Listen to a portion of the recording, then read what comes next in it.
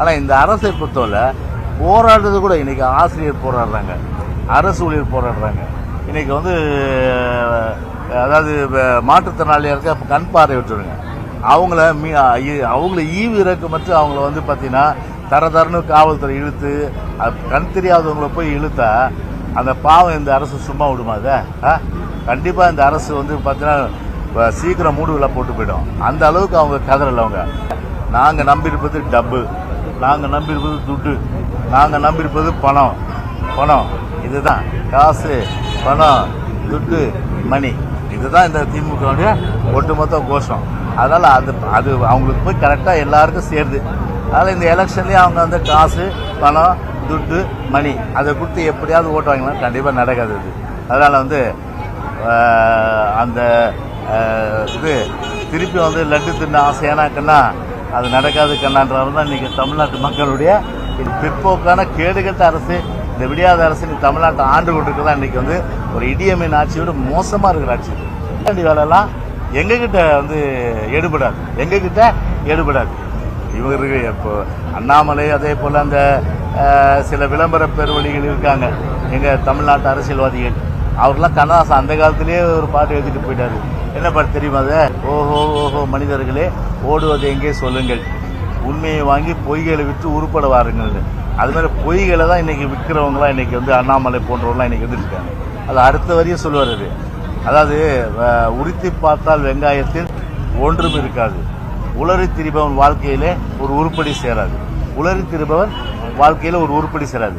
அதனால் வெங்காயம் போல இவரெல்லாம் வந்து உரிக்க ஒன்றுமில்லாதவர் தான். அதனால் ஒரு பிம்பத்தை வந்து இவங்க எப்படி தான் வந்து ஓபிஎஸ் இருந்தாலும் சரி, டிடிவியாக இருந்தாலும் சரி, அண்ணாமலையாக இருந்தாலும் சரி, திமுக வந்தாலும் சரி, ஒரு பிம்பத்தை ஏற்படுத்துகிறாங்க. இந்த முழுமையான அளவுக்கு இஸ்லாமிய மக்களுக்கு பாதுகாப்பு, அதே நேரத்தில் எந்த பிரச்சனையும் வராமல் ஒரு அமைதி தவழுகிற மாநிலமாக, பீஸ் ப்ரிவீலிங் ஸ்டேட் அப்படின்னு பார்த்தா தமிழ்நாடுன்ற அடிப்படையில் ஒரு வரலாற்றை உருவாக்குனாங்க.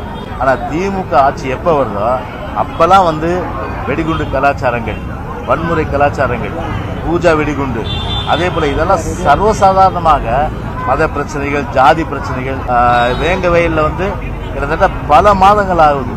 இன்றைக்கும் வந்து இவ்வளோ தூரம் காவல்துறை வந்து டெக்னாலஜி அட்வான்ஸ்மெண்ட் ஆகிட்டு இன்னும் அந்த குற்றவாளியை வந்து கண்டுபிடிச்சிட்டு இருக்காங்க. அந்த மாதிரி எவ்வளோ உதாரணங்கள் எங்களால் நிச்சயமாக சொல்ல முடியும்.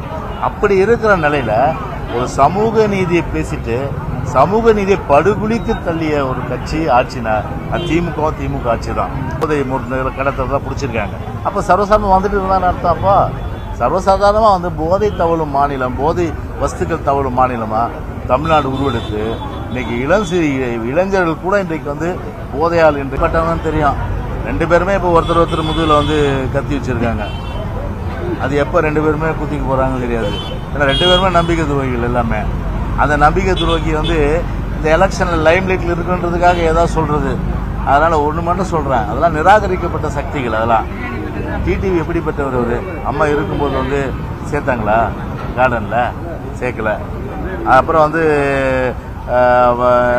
ஓபிஎஸ் அதுக்கப்புறம் வந்து இப்போ தர்மயுத்தம் பண்ணார். யாரை வந்து சொன்னார் அன்றைக்கி?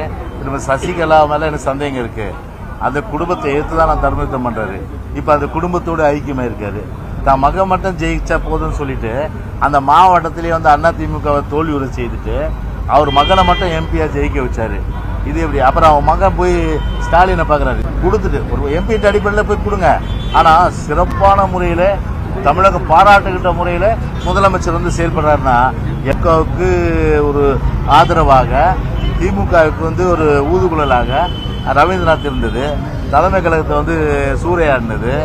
அதே போல் வந்து சாட்சி வந்து அந்த அம்மா தான், அந்த திரும்ப சசிகலா தான் இவனுக்கு சந்தேகம் அவன் குடும்பத்தில் அம்மாவுடைய மரணத்துன்னு சொல்லிட்டு சாட்சியை வந்து போய் அழிக்காமல் இருந்தது.